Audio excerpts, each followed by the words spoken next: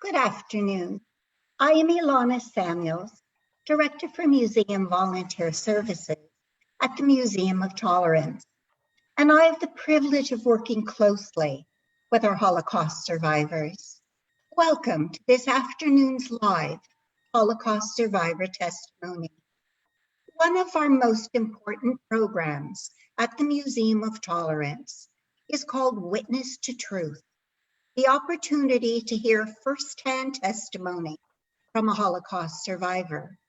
Our Holocaust survivors are the quiet heroes of humanity, ambassadors of remembrance and hope, demonstrating the courage to survive and the enduring spirit to rebuild their lives.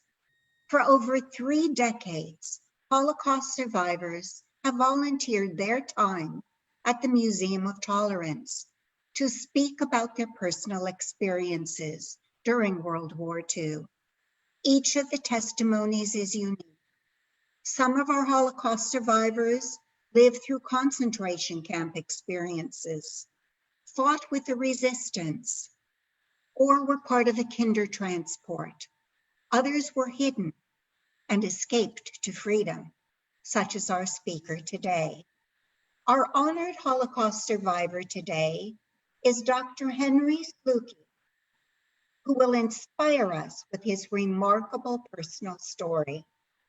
Henry, thank you for joining us and welcoming us into your home for today's presentation. Questions may be posted through the question platform, and Henry will respond to as many as possible at the end of the program. And now it is truly my privilege and pleasure to introduce Dr. Henry Slookey. Thank you, Ilana. It's a pleasure for me to be here on this program. I think this is a very important one, obviously, because we are the eyewitnesses, the survivors, and those who are watching are the last generation that will be given that opportunity to interact with us. After we depart, after we are no longer alive, our story will fall into the category of history, and then it's up to anybody to believe it or not to believe it, or to deny it if they so desire. At this point, one of the important reasons for us to do it is we want to confront those deniers. Okay, my name is Henry Slookey. It's pronounced like the word look, even though it's got the word luck right in the middle, as my wife always reminds me. I'm a husband, a father, a grandfather, a professor at USC. I am now retired after 57 years of service at the medical school in the Department of Psychiatry, teaching behavioral sciences to medical students and to doctors. I dedicate my presentation to the millions who perished during the Holocaust, victims of fascism, including my very own close relatives. And this is a small list of close relatives on my maternal side, including my grandparents, whom I never met, never knew. And this is on my father's side. And again, these are the very, very closest, not the second order relatives, and many, many more. And I also dedicate this presentation to our courageous rescuers who saved us from sure death. And as I always like to point out, that if there had not been rescuers, there would have been no survivors. And I dedicate this presentation to you, our witnesses to the past and builders of a better, more beautiful world. As survivors, we must tell our stories while we can. As witnesses, you must help to keep the memory alive and to prevent more Holocausts. So far, we are not doing a very good job, I'm sorry to say. There are Holocausts occurring across the world. Genocide is, as we say, alive and well, unfortunately. We must actively defend democratic principles, be vigilant at all times, and protect everyone from tyrants, demagogues, and oppressors. Not a very easy task. As one of our political commentators says daily, democracy is not a spectator's sport. But in addition to telling our story, because our stories are interesting and worthwhile to hear, we now are faced with deniers who are basically saying that what we are saying is a lie. Here's a slide at a demonstration in recent years. Martin Luther King uttered these words, "Injustice anywhere is a threat to justice everywhere." And it's just significant that here we have a slide with people with disabilities marching under that banner. It is very important to remember that the killing machine began with people with disabilities, people who were referred to in the Third Reich as useless eaters. Okay, what or who is a Holocaust survivor? As a professor, I always like to start with some definitions. This one comes from the main Holocaust Museum in Washington, D.C. It's a person, Jewish or non-Jewish, who was displaced, persecuted, or discriminated against due to racial, religious, ethnic, social, and political policies of the Nazis and their collaborators between 1933 and 1945, the duration of the Third Reich. But that's only part of the definition. The rest goes on: a former inmate of a concentration camp or extermination camp, a ghetto or prison, or a refugee or a person in hiding. And as Ilana pointed out, that last phrase refers to people like me. I was never in a camp and or a ghetto or a prison, but as you will see, I do fit that last category. Some guiding principles among us Holocaust survivors. There is no typical survivor. Each experience was very individually unique. There is no metric, no method for measuring the degree of distress or suffering that anyone has experienced. And the impact on a survivor's subsequent lifestyle is going to vary from individual to individual. There are people who, incidentally, in our survivors organizations, who some to this day have not been able to share their own experiences with their own family members. It was just too traumatic for them. Okay, I was born in Paris, France on July 12th, 1934. Same day, as I'd like to point out, as Julius Caesar, a different year and a different location. When I was a child, this is what Paris looked like on July 12th. And I, of course, thought that people were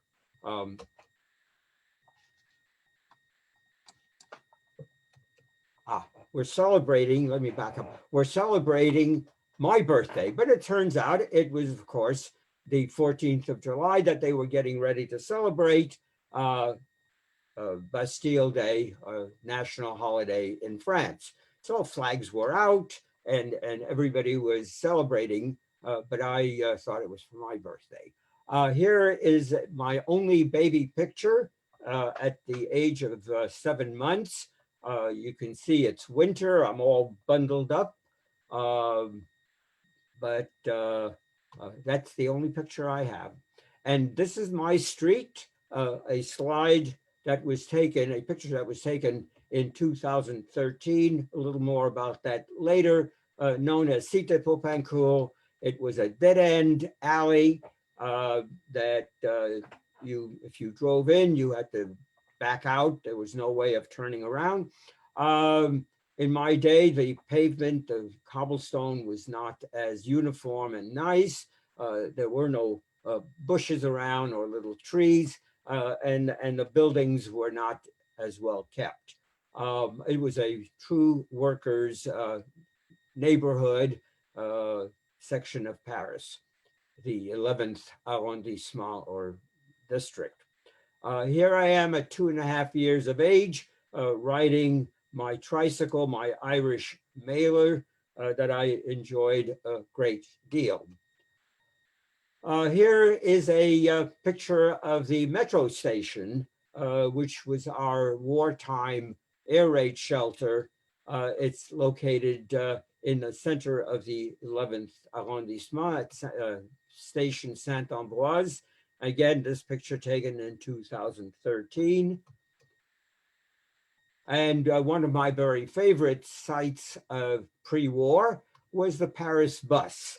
You entered it on the rear platform, exited there as well, and they no longer exist, unfortunately, but always nostalgic for me to see that picture.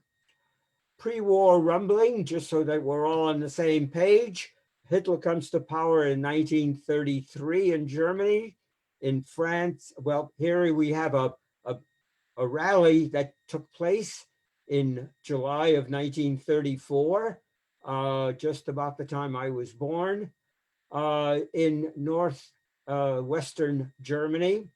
And it is a big rally between two hills, big meadow. The estimate is that there were 750,000 people present.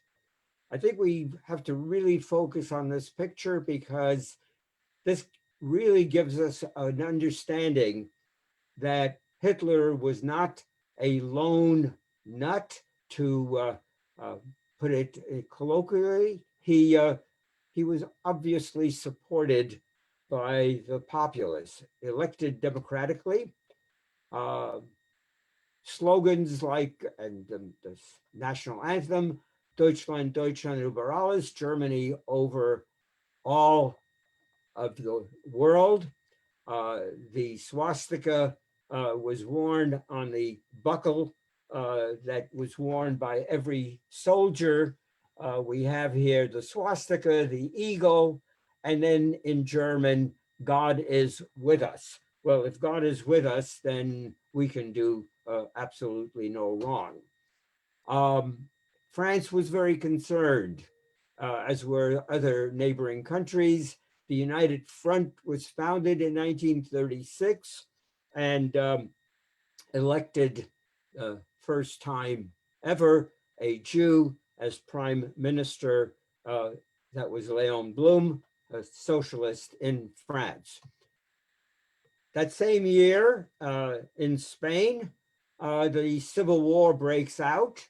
That is to say, generals of the Spanish army rebel against the democratically elected government of Spain and take over.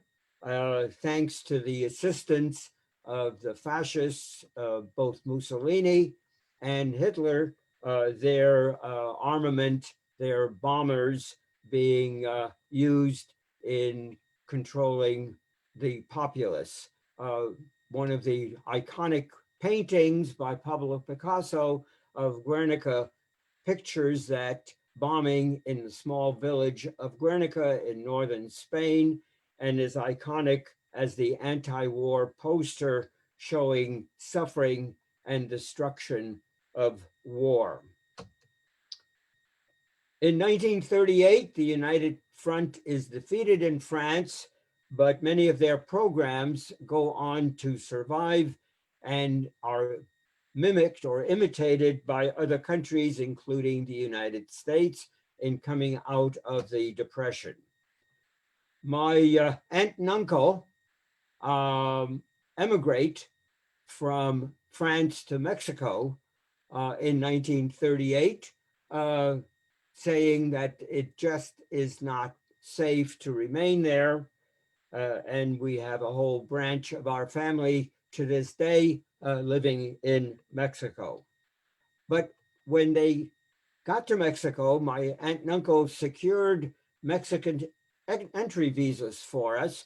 So from 1938 on, my parents and I would have been able to leave and go to Mexico, except that the war intervened.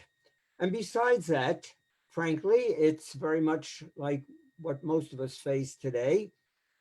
Things look a little bleak, and we say, well, we'll get over it, we hope. Do we need to leave the country? No, maybe not. Some say yes. So we stayed, and I went to school that year on Rue Beaubourg, and here is my school, my first school, that brick building, and it's right at the edge, on the edge of what is now the Centre Pompidou, the art center in the middle of Paris. My father in 1939, as a premature anti-fascist, volunteers for the French Foreign Legion and goes off to fight against the invading German army. French Foreign Legion, because as a foreigner, he could not get into the regular French army. So they had the French Foreign Legion for them. And we take a last minute picture. Here I am at approximately 5 years of age. Right from the photographer, we took my dad to the train station in Paris. I was very sad that he was leaving us, but as my parents were always upbeat, they reassured me that it would be only for a very, very short time and that we would be back together again. Here is a picture of some of the soldiers in this regiment of foreign volunteers in June of 1940. That regiment and the other two, number 22 and 23, were made up primarily of progressive immigrant Eastern European Jews and Spanish refugees in exile as Republicans who had fought and escaped Spain's fascist dictator Franco. My dad is the one seated here in the first row, next to last on the left. As you can see, it's kind of not a very orthodox group of individuals. Uniforms vary, very casual, the hats are different and so on. But that was the status of the Allied forces at this time of the war. Okay. While he is on the front, the Germans march into Paris. My mother and I, my cousins and my aunts, we're all on the sidewalk watching this. And I remember this as though it happened last week. No, actually better than things that happened last week. Very much in my memory. I was very impressed with their field kitchens, among other things. They occupy the northern and western parts of France. Italy takes in part of southeastern France. And this is basically what the map looked like in France under the German occupation between 1940 and really 1942, not 44, as this map indicates. So that all the colored parts are under Axis domination. The uncolored Vichy part is the unoccupied France. And so my dad is demobilized in southern France, and my mother and I escape Paris by train to join him in Montauban. And here's the old-fashioned train that we took. I used to love those individual carriages. I know you couldn't get to the bathroom and you didn't have a dining car, but it's great. As a kid, I used to love riding that train. And this is the station in Montauban in southwestern France, which today looks pretty much the way it did at that time, located down very close to the Spanish border.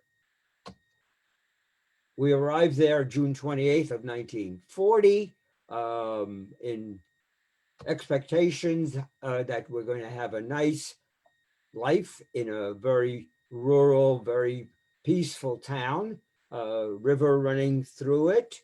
The building in the foreground on the right is a museum.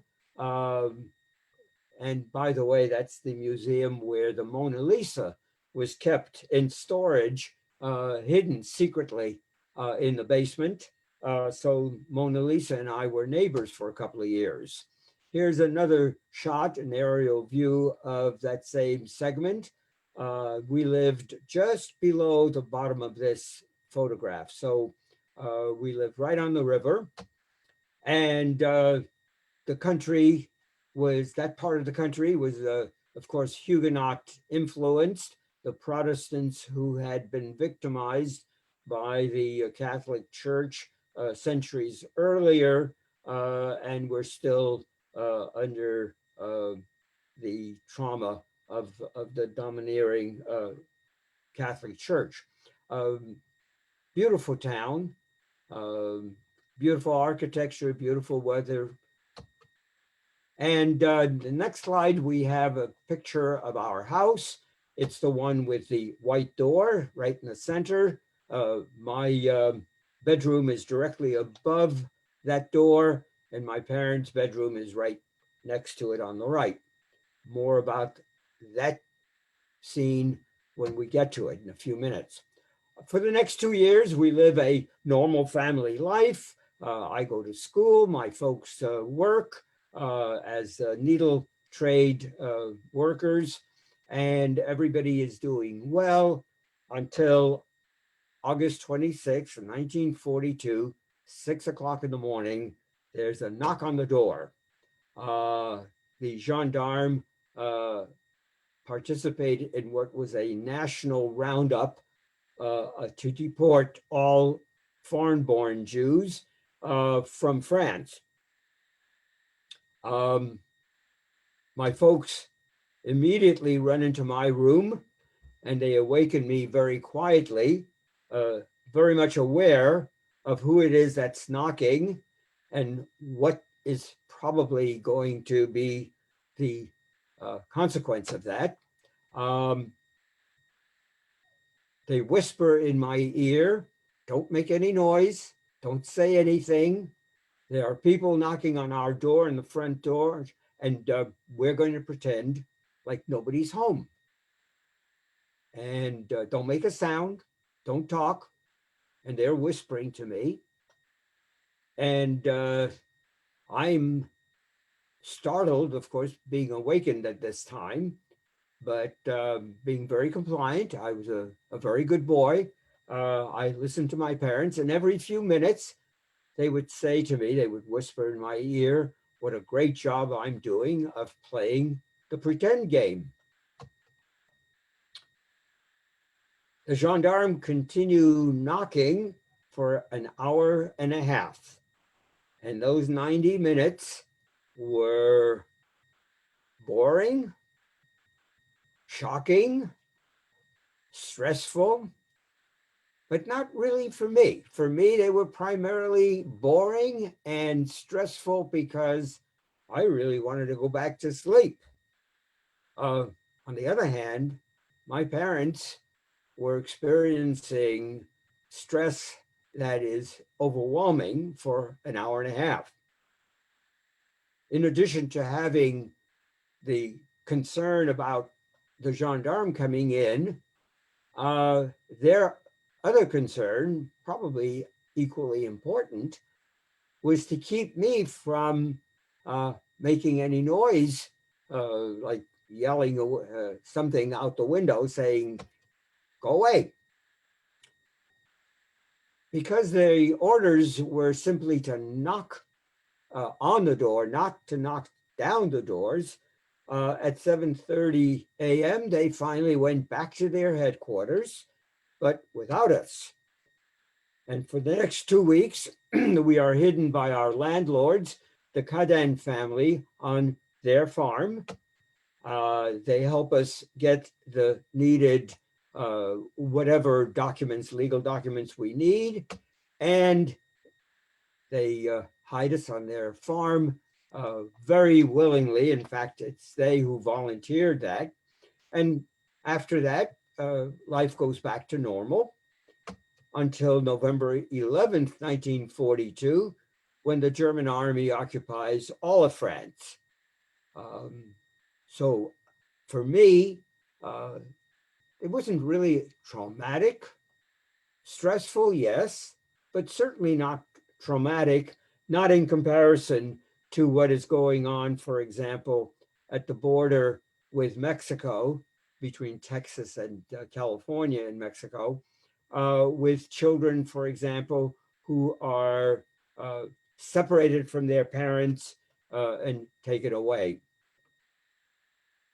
So here we are near the Spanish border, and my folks, having been premature anti-fascists, befriended many of the Spanish refugees in exile who lived in Montauban. It was a major town for some of the hundreds of thousands of refugees that had come across the border.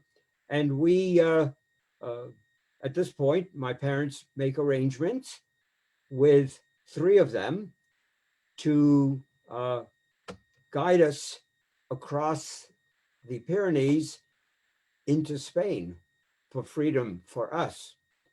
So we sell all our possessions. My folks had a few sewing machines and some other equipment of that sort, hired these 3 guides, and we escaped from France to Spain on November 25th, 1942, starting our trek at about 10 o'clock at night, on a lonely road in the foothills of the Pyrenees, where we are met by these 3 guides, and we cross into Spain over 5 nights, not walking during the day, so as to avoid the French and the Spanish border guards. Here again, for me, this was an overnight hiking trip, kind of a fun thing to do. At this point, I'm 8 years old and happy to be doing this overnight hike. On the other hand, my parents are experiencing a very, very different kind of situation, constantly vigilant with respect to the border guards. Mountains are beautiful, but again, having guides, they knew exactly which trails for us to follow so that we would avoid the heights and the depths of the mountains. So in addition to being a Holocaust survivor, I'm also an illegal alien, having crossed borders without documentation. Not my term, that's why they're in quotation marks. We escape to Barcelona, Spain, our new home. It's a great city. The Ramblas, major boulevard, right near where we did live. Here's a 1920s postcard. Looked pretty much the same in 1943, except that some of the buildings were still in rubble from the Spanish Civil War. Hunger was prevalent there as well at that time. Here's Plaza de Catalunya, the main square in Barcelona. Still looks the same today. Buildings surrounding the plaza are much more modern, high rises. The city is laid out, as you can see. One side is hilly, pretty much like Los Angeles, with the hills that separate the city from the valley. And to our left would be the ocean. So again, pretty much like Los Angeles, with the ocean on one side, the hills on the other, Mediterranean weather, very fitting. The people, great people, very supportive. They dance and they sing flamenco, but they had a fascist government. Here's a picture of Franco and his partner, Adolf Hitler. I immediately am enrolled in the French school, right down the block from the Familia Sagrada, or Sagrada Familia, the Holy Family, Sacred Family church. This is pretty much the way it looked then. And again, this picture taken in 2013. At this time, there was also the Bermuda Conference between April 19th and 30th of 43, just at the time that the Warsaw Ghetto Uprising was taking place in Poland. The Bermuda Conference came together to review refugee immigrant policies, and both the US and the United Kingdom agreed that the policies would not change. We would continue to disallow aliens from emigrating. In steps my hero, Eleanor Roosevelt, who I guess modeling it after the Kindertransport that took place in England earlier, she proposes that visas be given to children without their parents. Oh, she argued with the government to have families go to the United States, but that didn't go. So she compromised down to, okay, children alone without their parents coming to the United States. Well, that was accepted on a very limited basis. There were approximately, in 1943, approximately 125 visas issued. And my parents signed me up. It was through the American Joint Distribution Committee and the Hebrew Immigrant Aid Society. And they signed me up. The first convoy was in May, June of 43. My name was on that list. At the last minute, my parents just couldn't do it. They took my name off. The next convoy was in end of July, August. Again, my name was on the list. And again, at the last minute, they took my name off. And finally, in September, the announcement was there's one more convoy and nothing after that. So this is the opportunity that in fact will not continue. My name was on the list, and this time my parents left my name on there. So I said a final goodbye to my parents at the main train station in Barcelona. It was, this is the station, looked pretty much the way it did then, very modern. Out on the platform, the parents of the kids crying, my parents there. And we're looking out the window from the train compartment. There were 10 of us. ages 3 to 15 were all crying.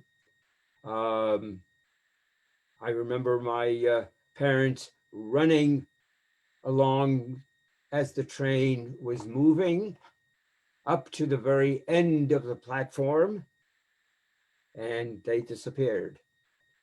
And we kids, it was very interesting. The older kids, the 14, 15-year-olds, organized to teach us all songs so that we could sing and get our mood, our spirits lifted. And it worked. We played games. I wrote to my parents the next day from Madrid that no worry, we stopped crying, everything was fine. We had a good time going to Madrid on our way to Lisbon. We stopped off for the day in Madrid. In my letter, I even describe the big meal I had for lunch there in a fancy hotel with the other kids. And we arrived in Lisbon on the 22nd of September. And I'm the boy in the center of the picture with the short pants and the suit and the tie my folks sewed. The two little fellows to my left, I have been in contact with. The one immediately next to me lives to this day in outside of Milwaukee, Wisconsin. Peter and his brother, who at the time was 3, Peter was 6. George died about 2 years ago. I just made contact recently with the guy on my right who returned to France after living in the United States for several years. And the couple on either side are officials from the Joint Distribution Committee who accompanied us, chaperoned us across the ocean. There's a close-up. Here's the ship we took, the Serpa Pinto. Took many a famous traveler in these days. It was a neutral ship. There's the manifest, and my name is on the very bottom of the page, the very last name on that page. Whoops, there we are. I never realized how marked up official documents can get. At least in those days they were. We are the 10 that have refugee next to our names. In 2001, in the age of computers, I Googled 4 terms: naval battle, North Atlantic, October 1943, because I remembered that we had to detour where there had been a battle ongoing in the path that we were taking to reach the Western Hemisphere. And this is what came up. And there we are, right in the middle of the ocean, above the Azores. And report, Navy report, 2 U-boats sunk on the 4th of October, location. And here's what happened to them. One, as it turns out, was a refueling boat. The other one was a bona fide U-boat. Who knows? They might have been gunning for us. Thanks to the Avenger and Wildcat torpedo planes, they were out of commission, and we then went on. We ate pineapples in San Miguel in the Azores. I never realized that there were pineapples growing in the North Atlantic. We saw some flying fish, and they were big. And we also hit, being September, October, we hit some big storms in the North Atlantic. We were very fortunate that there were no hurricanes. We arrived in Philadelphia on Wednesday, October 13th, 1943. and we docked at the foot of the Delaware River Bridge, which is now the Benjamin Franklin Bridge. At that time, it was the only bridge across the Delaware. We docked right there at the foot of the bridge. And that afternoon, we go by train to Newark, and then by cab to the Hebrew Orphan Asylum and orphanage shelter home. And there it is. It doesn't exist anymore. It was demolished, but I remember that building well. We were at tables in the dining room that sat 10 of us around. We were 5 boys and 5 girls. We had 2 rooms, dorm style rooms. And over the next 10 days, we were quarantined, given physical examinations and lots of shots that we didn't care for. And afterwards put up for in Jewish homes for foster care. I was very fortunate that I went to live with my great uncle, Nathan Gorab, my grandfather's brother, and my great aunt, Jenny, in their apartment in Washington Heights.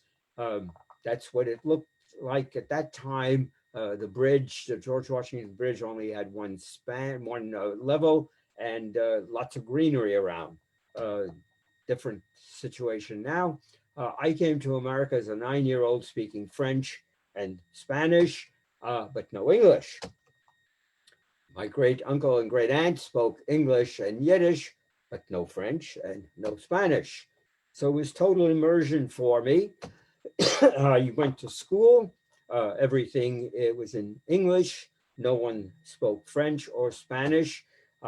Everything around me, the kids on the block, English only. The neighborhood stores, English only. The movies, English only. I did listen to the radio, and I did listen to the latest hits. And this was on the hit parade. Not exactly a good way to learn English. Another chicory chick, chala chala. And of course, accentuate the positive, sung in a way that it sounded like a foreign language. The one that really got to me was Merzidot. I won't take the time to describe it, but look it up, Google it. Well, I did listen to the radio and discovered a Spanish station, and everything that they played was Latin music. Besame Mucho, significant song because that was played on the coming out of a commercial music store on the Ramblas as we were, as my parents were accompanying me to the train when I left Barcelona. And so that song has always meant a great deal to me. Double meaning, and of course, in this case, meant as a romantic song, not so with me. At school, they put me in the 2nd grade, even though I was 9. I was very short, so I fit in very well. And also they did that so it would be easier for me to learn English, and it worked. Arithmetic was easy for me because in Europe, we were far advanced. We were doing trigonometry as a 9-year-old, you know, but English was a big problem. I had the Dick and Jane books, which I remember using, and I brought the books home, and my aunt and uncle would sit with me every evening, and we would go through come Dick, come and see, and so on, and get more and more complicated with more words. And eventually it worked. Public library also helped, and so did the funnies on Sundays. Movies, at least once a week, sometimes twice a week. By the end of 2 weeks, I carried on a reasonable conversation in English. I know that because I remember going to the 5 and 10 with my cousin who introduced me to her friends. And the friend said, "How long have you been in the United States?" And I said, 2 weeks. At home, my aunt and uncle was speaking Yiddish to each other. I went to Yiddish school, so I learned Yiddish. My Americanization process began right at that point. changing the spelling of my name, listening to Ballad for Americans, a great 15-minute summary of American history, music of Earl Robinson and then words by John Latouche. One of the few albums my aunt and uncle had. They didn't have many. They had that one. They had several of Paul Robeson singing Russian songs, but that was it. What about my parents? Okay. In 1944, my parents applied for Spanish exit visas to go to Mexico. Well, they are refused. Why? Because in 1936, only 2 countries in the world supported the Spanish democracy. One was the Soviet Union, and the other was Mexico. All the others had their hands off. As a result, one of the first things Franco did was to break off relations with the Soviet Union as well as with Mexico. Well, the joint distribution in Hayas stepped into the picture. They got my parents Cuban transit visas and sent them off to Havana. When they got there, they discover that the Mexican visas have expired, and now they are stranded in Havana. But at least it's this side of the ocean. We are writing letters back and forth. My parents are saying at some point, we want you to come down here and live with us here. And I'm saying, no, you come up here because I like it in the United States. So they request to come to the US. I appear before a committee and they get turned down because the critical question that I could not answer with a document at the time was, did my father desert the French army or was he demobilized? And when I said that they asked me, how did he get out of the French army? And I said he was demobilized. Well, a word like that coming out of a kid who looks like he's 6 just didn't sound true to the committee. And so the request was denied. We reapplied in 1946 with all kinds of affidavits and documents. This time the war is over and they are given permission to enter the US, and we are reunited on Hitler's birthday a year after he died on April 20th, 1946. Our new home is in Brooklyn, New York. From 1946 to 1949, we moved to Los Angeles, California. So in addition to being a Holocaust survivor and being an illegal alien, I am also a 49er.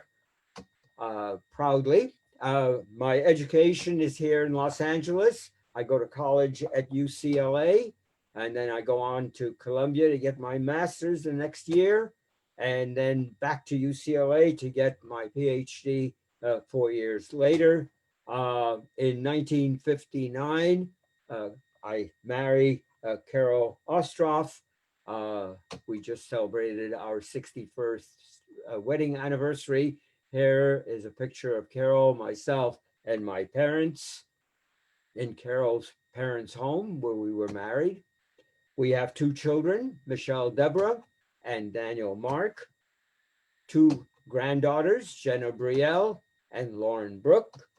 My immediate family here in June of 2008 is myself, Carol next to me, Michelle next to her, Jenna next to her, and Lauren in front, and then Stacy and Danny, our son. Stacy's our daughter-in-law. So we have the immediate family at that time. Now comes 2013. We take our pilgrimage tour to Paris. Here we are in front of Visita Popincourt. Carol joins us. Here we are with our daughter-in-law and son-in-law as well. And here we are in Montauban, in front of that house with a white door. And I'm saying to them, if that door had been opened in August of 1942, none of us would be here now. very heavy. Of course, purists will point out that Stacy, my daughter-in-law, and Carol, my wife, were in fact born before the in the United States, so that it's not they would have been alive regardless. The Kadens were honored by Yad Vashem and the Paris Holocaust Museum in 1991, and there's their names, Pierre and Pierrette and Louis. And my cousin Charles Bernmark, whom I always include, was an officer in the French resistance army. He was a lieutenant.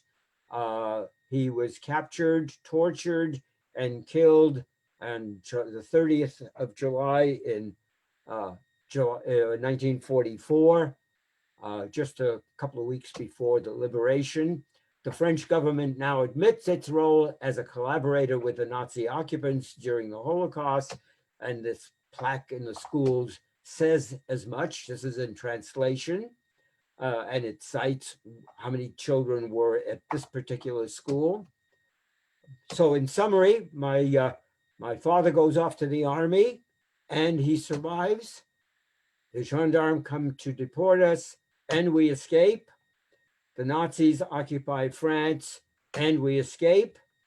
And I'm separated from my parents and we are reunited. In conclusion, and with deep gratitude, I say that it is thanks to the rescuers who risked their own security and their lives by refusing to be perpetrators, collaborators, or just idle bystanders that I, a Holocaust survivor, am here to tell my story. We published our stories, 52 of us, in a book called How We Survived.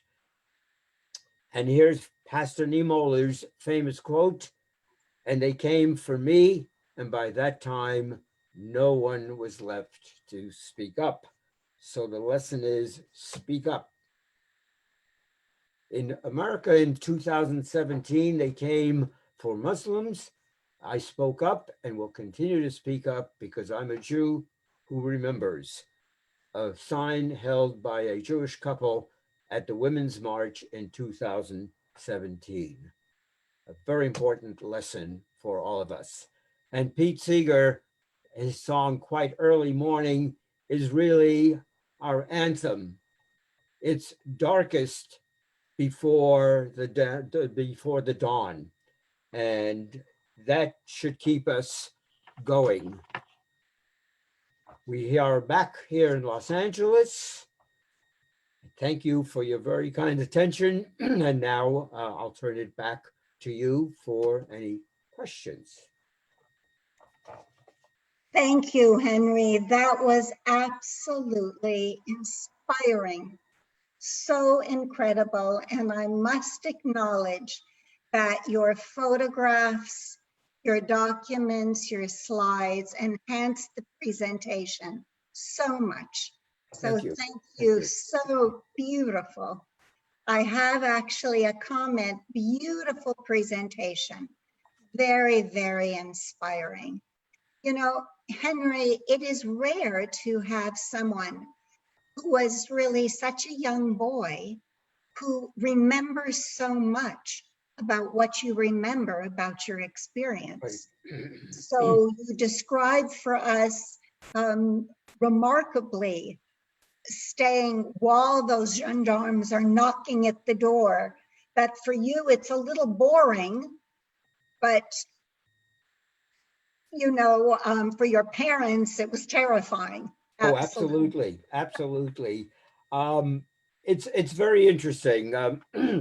I've given this presentation very often, and I often get the remark, Michael Birnbaum, the historian of the Holocaust, was a commentator, commented on my presentation one time and said, well, to you it seemed boring, or to you it seemed like an overnight hike. I love the overnight description. But not to your parents. No, and of course, that's very, very true. I find myself in a very unique situation in that I can say with full honesty that it was not traumatic for me. There was nothing traumatic Stressful, yes. Boring, definitely. And it took many, many years before I could put the whole thing into perspective and say, it's one of those situations where you see a film and the audience watching the film becomes very uneasy because of what is happening. The villain who is about to strike. Right. But to the person who is the recipient, the victim, no, I was oblivious, shall we say. At least, I mean, I was aware, but really oblivious to what this meant. You also were always in the safety of your parents' embrace. Right. Yes. So Very that important. was something that was incredibly fortunate for you. Yes. Yes. And even the remarkable story of you being part of that refugee group of young people coming to America, Right. you were cared for. And Right. even as you said, the older children played games and sang songs Right. with the younger ones. We do have a question. Since Okay. your father was in the French Foreign Legion, where were they from? So were your parents, you of course were Oh. born in France. What Okay. about your parents? Yeah. Where were they from? They were both born in Warsaw, Poland. Oh. My dad in 1906, my mother in 1907. And they came to France in the mid-20s. In fact, my mother joined my aunt and uncle in Paris. And this is the aunt and uncle who eventually went off to Mexico. So she came there as a teenager in the mid-20s. And my father followed suit, and they moved in together in 1929. No, I'm sorry, 1927. They got married in 1929, which in those days was a little bit avant-garde, before their time, certainly. And they were always very involved in political activities and in Yiddish cultural activities. So they actually served as important role models for you to really stand up and always care about what is happening. Absolutely. Your message on your Witness to Truth portrait gallery says never again to anyone, anywhere. Right. And of course, I love that you included Dr. King's quote, "Injustice anywhere is a threat to justice everywhere." Right. So Henry, what is your key message, especially for the youth who listen to your presentation? Well, I've thought about this often. Number one, don't be an idle bystander. Yeah. Elie Wiesel kept reminding us of that very often. When you see an injustice, you must participate against it. If you don't resist it, then you are a collaborator. Whether passively or actively, you are facilitating that process. Very important. So if it's not happening to you, that's very fortunate, but don't stop there. The other thing is the memory very often is that we forget the people who helped us along the way. Very often, and many of the people who helped us, I wasn't even aware of, and I don't think my parents were. There were people who did things, looked the other way. The man next door, when the gendarme came knocking on our door, said they came to his door asking to borrow a ladder. And he said, oh, I don't have a ladder. And then years later, when we met with him in 1993, he said, of course I had a ladder. I just told him a lie. And so that's an active resistance. You must do this. Absolutely. Well, one of our messages with so many of our youth programs is the importance of allyship, that you need to not be that silent bystander, Right. You need to take that active involvement. We have a question from one of our educators. Do you have any advice for teachers on how to continue teaching about the Holocaust, even when it is not part of the curriculum? That's a terrible challenge. What would you answer? I think that one can bring as an illustration any event in history, and it would behoove a teacher to be aware of the events in the Holocaust, because I hate to say it, they are being repeated every day in some corner of the world, very often with popular support.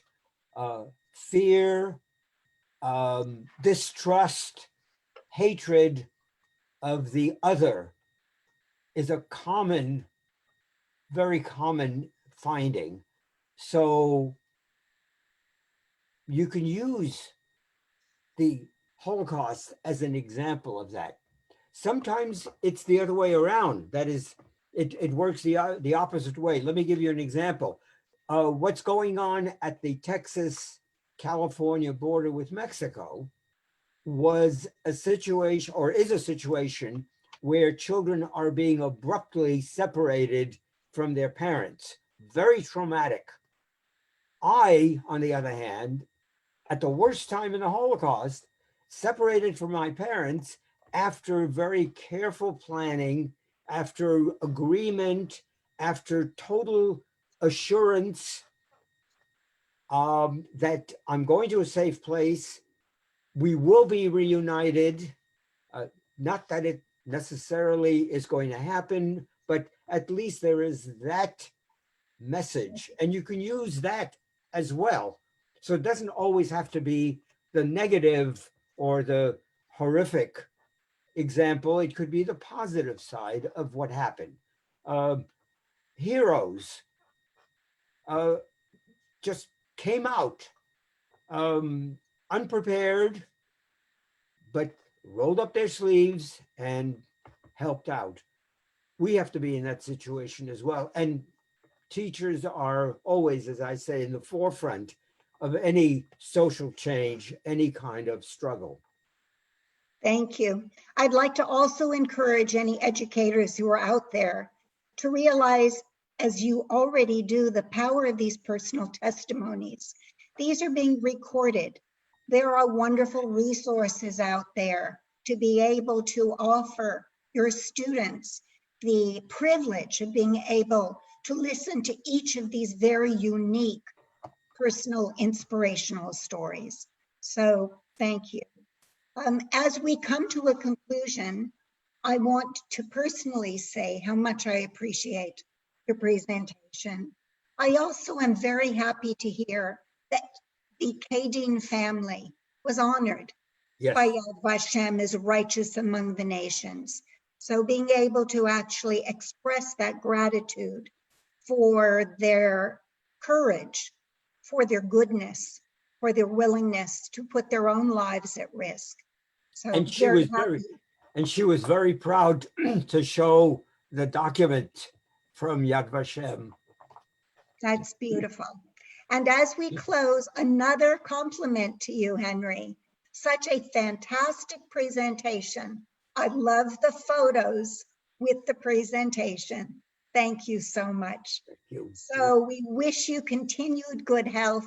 Stay strong, stay well. We thank you. I also would like to thank our audience for tuning in today. We look forward to these presentations every Wednesday, and we hope that you will stay well and be healthy. Have a wonderful afternoon. Thank you.